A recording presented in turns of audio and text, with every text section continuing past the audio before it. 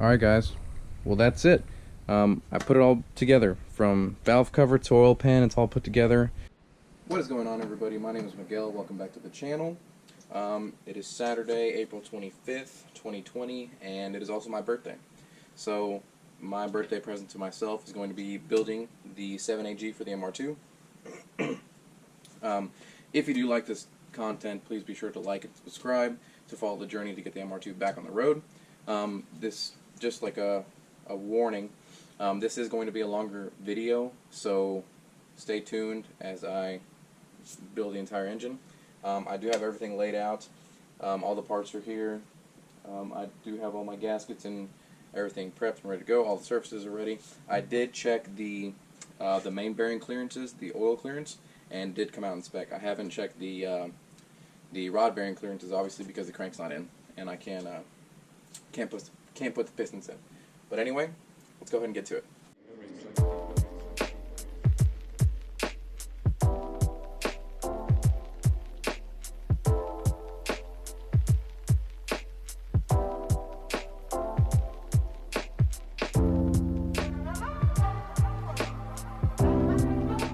Oh, and another thing that I forgot to mention right now is that I am using ARP hardware throughout the whole thing.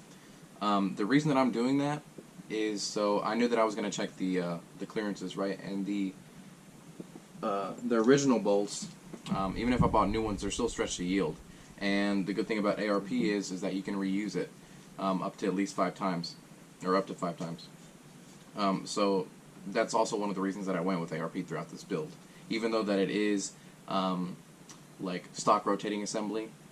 I didn't do any connecting rod upgrades or piston upgrades, but at least I can check my clearances. I know that my bolts aren't stretching or anything, so that's another reason. ARP says to do it to 60 foot-pounds. I'm going to do it in 3 increments of 20, 40, 60.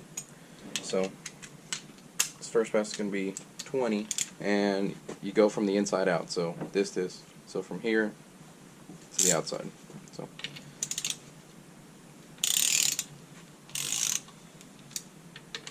and you want to make sure that these are getting torqued down evenly. So don't run one side all the way down first, and then the other side. And make sure that the cap is going down evenly, not one side and then the other.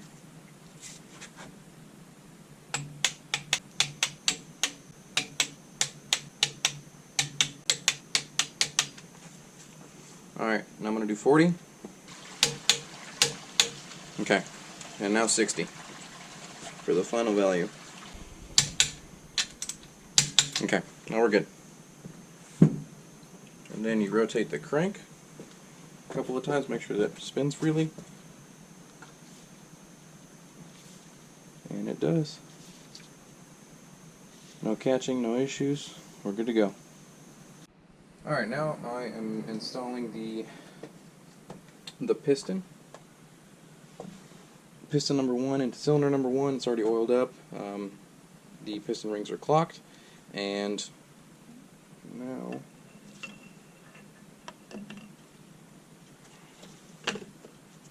go. It's lined up, and then work.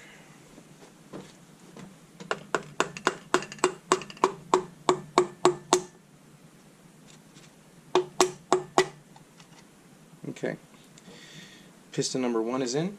I did clean the rod bearings, make sure that they were dry, because I'm going to be checking the oil clearances on this now. So I'm going to rotate the engine again, and then make sure that this mates up to the crank on the rod journal, and then I'm going to lay a strip of plastic gauge over that rod journal, tighten it down again using ARP hardware. Okay, I laid a strip of plastic gauge under here, and now I'm going to tighten these rod bolts up. ARP says it's 42 foot-pounds, but I'm going to do 2 increments, so I'm going to do 22 first and then 42.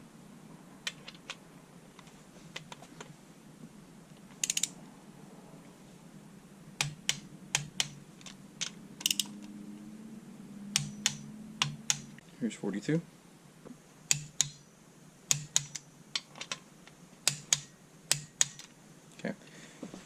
now I'm going to loosen that, and we're going to check the oil clearance. Alright, as you can see, once I took that off, once I took the cap off, you can see the mark right there of the plastic gauge. And I checked it, and it came out to, wish this would focus, it came out to 15 thousandths. So I just measured it at its widest point, like it says on the instructions, and it came out to 15 thousandths.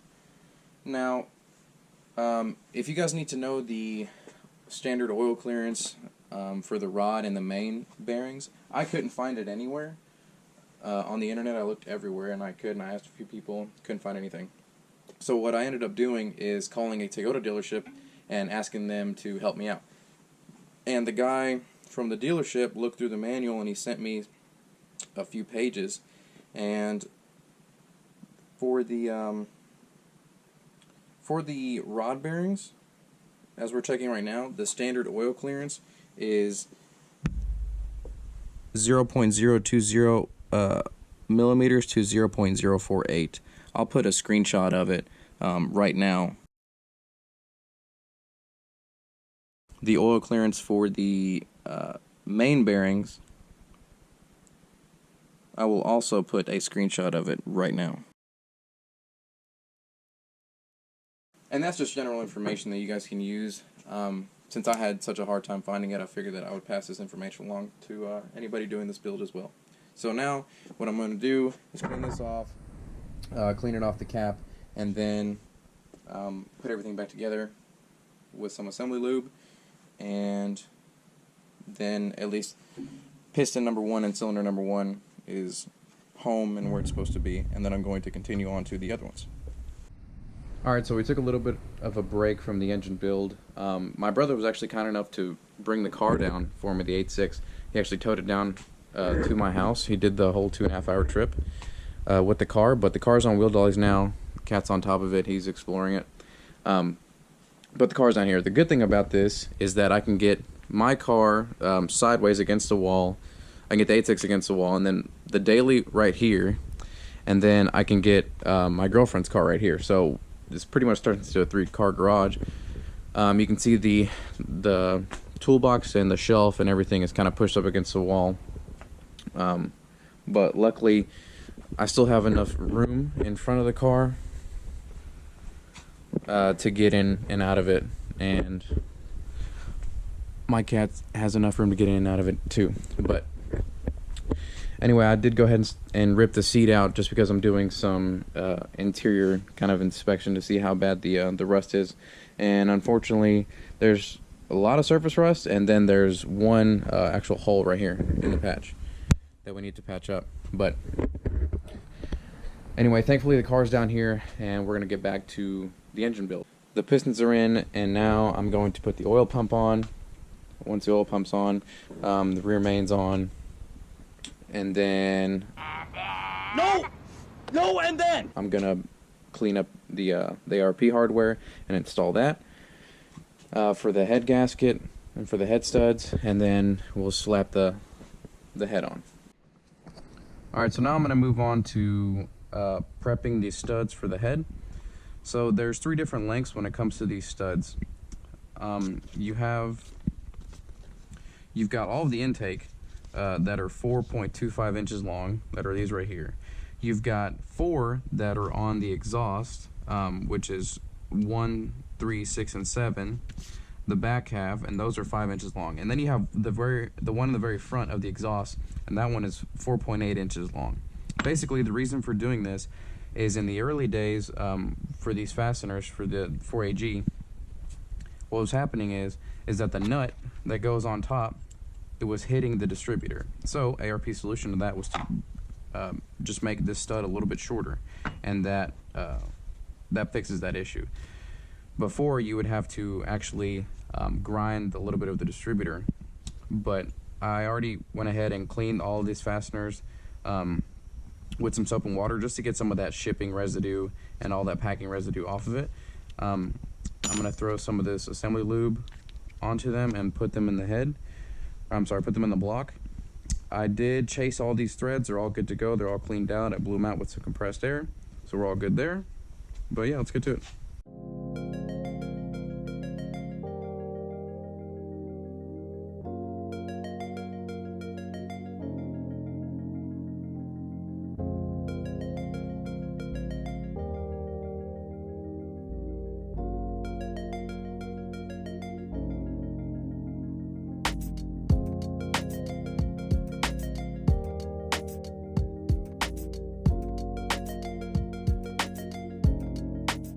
Alright, so now I'm going to fish the washers down on in there, and then I'm going to lubricate the underside of the nut, and then torque the head down.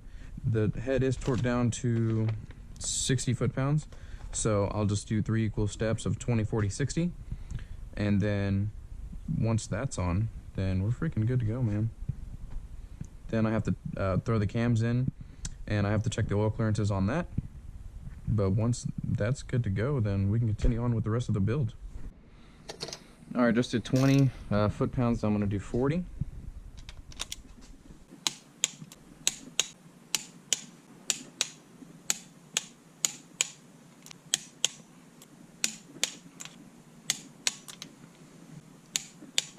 Okay. Now the next one's going to be 60. Okay. Alright, now I'm going to throw the cams in, check the oil clearances on that, and then put all that shit on. I do have to, I gotta go to O'Reilly's or Advance or whatever and get the O-ring for this, for the water pump. The O-ring that I have already is a little too big, unfortunately, so I gotta go get that. Once the cams are on and in, these buckets won't come out, which is good. Then I'll put the valve covers on, flip the engine over, and then put the oil pan and all that stuff on. I wanted to do that kind of later, just because the RTB, the gasket maker, you have to wait like a good 40 minutes for it to stay tacky and then torque it down. And then since this is a 2-part oil pan, I just wanted to kind of make that one of the last things, just to kind of seal the whole thing up, seal the deal. Alright, so I measured the oil clearance on the cams. I don't know if you can see the plastic gauge, but it's right there. It's like right there. Okay, yeah, it's pretty good.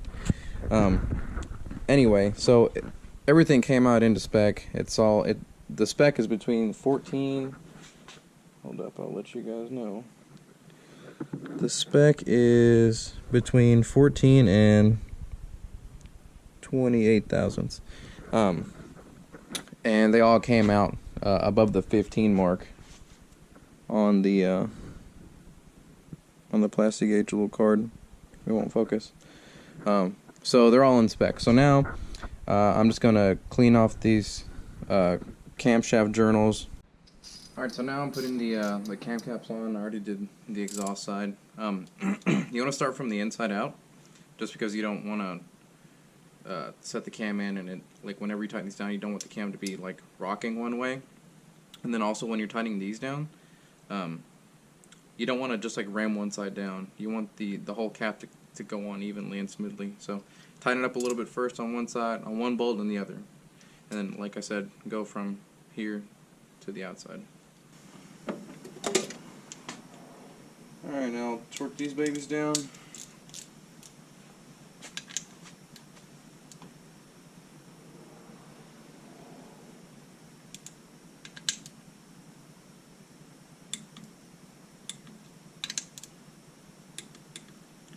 And the torque value on this is 108 inch-pounds, or like 9 foot-pounds. It's not much, but that's why I'm using an inch-pound torque wrench.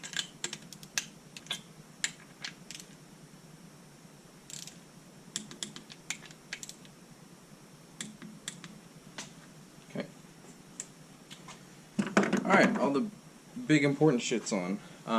So now I'm going to put the timing backing plate and then the cam gears.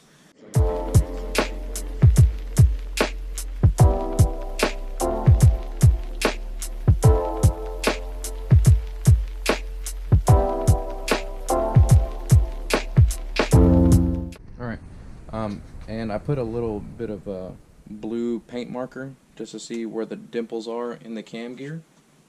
And now I'm going to tighten it up.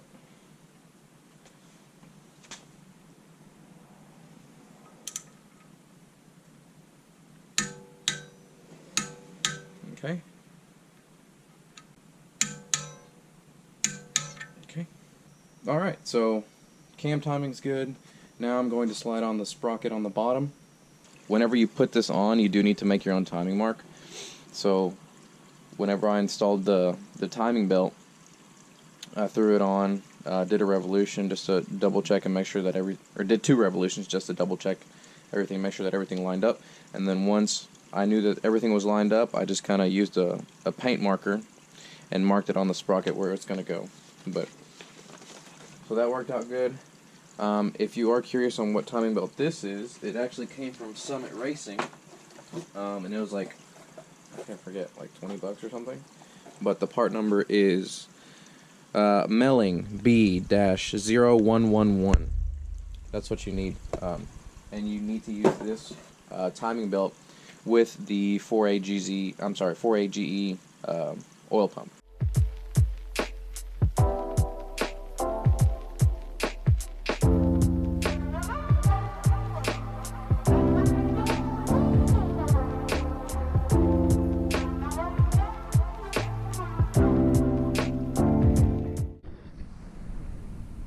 Alright, so what I did there is I measured the valve clearance, and basically what happened is I split the intake and exhaust sides. So like this would be intake 1A, intake 1B, intake 2A, intake 2B, and so forth. Same on the exhaust side. So I split them up that way. And for the intake side, it's cold. It's supposed to be 6 to 0.006 to 0.0010, so 6 thousandths to 10 thousandths. And we've got a couple on the intake side that need to be changed out. 1B came out at 0.004, and 3B came out at 0.012. So 012 is a little big, and 004 is under the spec. And then the exhaust side, a lot of them came out bad. So basically what's going to have to happen now is I'll have to take pretty much all the ones on the exhaust side off. We'll just go from there, because I've got a bunch of shims and stuff from like my spare parts bin over there, and then I've got some in here too in the toolbox. But for now, what I'm gonna do is I'm gonna flip the engine over and put the oil pan on, or at least the upper girdle, just so while that's curing I can take this apart. Alright, cool. So now I'm just gonna let that sit for like an hour and then tighten everything down to spec. It's like 40 something inch-pounds. And then after that, prep this surface, put the oil pan on. Alright, so I let this sit for like an hour. I went to the store, went and got some stuff, but now, so the front ones, the ones that go on the oil pump and then the rear main seal, these bolts get tightened down to 69 foot-pounds, and then all of the Allens, they get tightened down, I'm sorry, not 69 foot-pounds, 69 inch-pounds, idiot, that would be way too much. And then the Allens get 12, or 144. Alright, I'm going to throw on the oil pickup, the oil windage tray, get in a gasket here, throw that.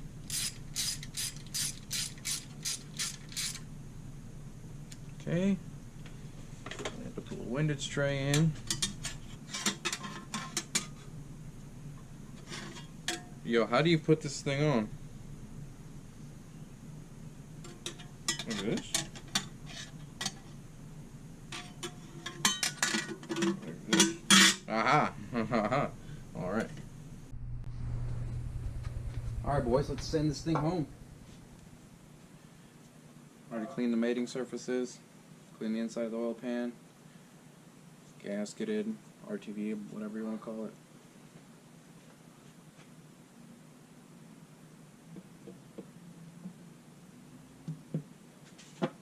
There we go. Okay, so I took the cam out, and now I'm breaking down the shim chart here. So on intake 1B, we got 0.004 inches, or 0.10 millimeters. So the intake formula is N is equal to T plus, in parentheses, A minus 0.2 millimeters, right? where T is the thickness of the U-shim, A is the value that you measured. So the thickness of the U-shim is 2.95 plus we measured 0.10 minus 0.20, and that gives us 2.85. So what I did is, out of the spares that I have here, I found one that measures 2.85. It's like 2.83, 2.85, pretty much 2.85. So I'll throw that one in. I'm going to do these one at a time so I don't confuse myself. But that was 1B, right? And now I'm moving on to 3B. So that's going to be this one.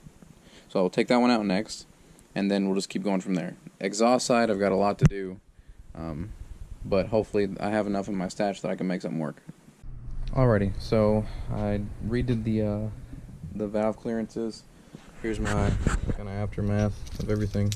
Using the formula, I was able to calculate what I needed. I didn't have all of them, so I had to kind of approximate on some of them, but I just rechecked it, and they all, well, all of them except for one, which was exhaust on this one. This one didn't come into spec, but the rest of them are in spec and we're good to go. So I'm just going to send it on that one, and now it is time to put these babies on. So I'll grab the new gaskets for this, and then throw these on, torque them down, and then I'll throw the intake on. Alright guys, well that's it. I put it all together, from valve cover to oil pan, it's all put together. I threw the intake on. Of course I still have some other little stuff to do, like put the fuel rail on, put the distributor in, put new plugs in it, but that'll all come whenever we go to throw it in the car. And then I finished it off with a brand new Toyota OEM oil filter. So thank you so much for watching. I really appreciate everyone who watched the entire video. If you did enjoy this content, please be sure to like this content here, and please be sure to comment and subscribe as well. And stay tuned for us to get the MR2 back on the road. I'll see you guys in the next one. Peace.